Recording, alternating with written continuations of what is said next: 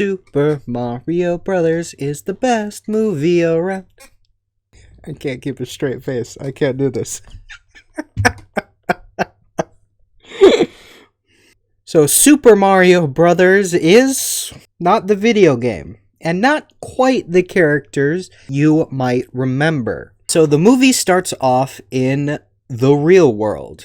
This world. Mario and Luigi have just started their own plumber business, and it's not exactly going the best. They've only had one job, which they messed up, and their parents aren't exactly the most supportive. So one day, they find a mysterious pipe that sucks them into the world of Mario. And in this world, you have Bowser looking to grab enough power so that Peach will yield and finally decide to marry this poor lug. Meanwhile, Princess Peach is watching Bowser kind of destroy everything, and she sets out to stop him. Princess Peach runs into Mario at one point, and Luigi runs into Bowser. So now Mario and Peach have to team up together with Donkey Kong and Cranky Kong themselves to go out and finally defeat Bowser.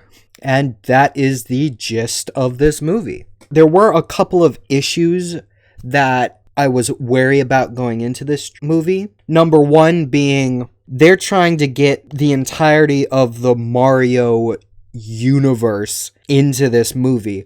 All the power-ups, the pipes, the Super Smash Bros. Are some version of it at least, and Mario Kart Racing, along with all the story they have to tell. And for the most part, I think they did a really good job incorporating all of this. Most of this stuff is already kind of hardwired into the culture and stuff of the Mushroom Kingdom and the Kong Kingdom and Bowser's Kingdom and whatever kingdom there is.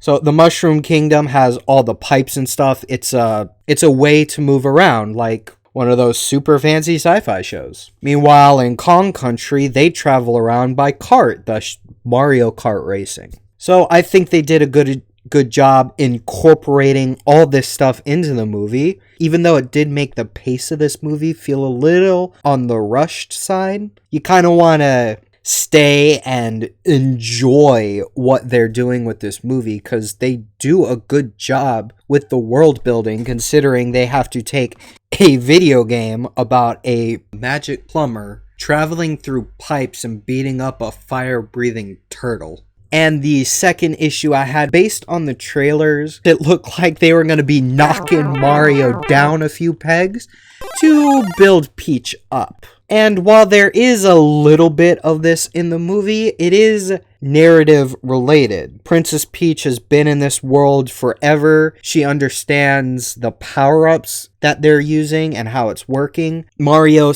kind of has to figure out how these work, even though he's not exactly the most consistent of figuring out how they work, but I'll give the movie a pass on this issue because it really wasn't that big of an issue. And then let's talk about Bowser a bit. Bowser, I'm kind of split on. Bowser's always been this big, brooding, dark, kind of funny force, but he's mostly been the big bad. You're supposed to be intimidated by him. You're not in this movie.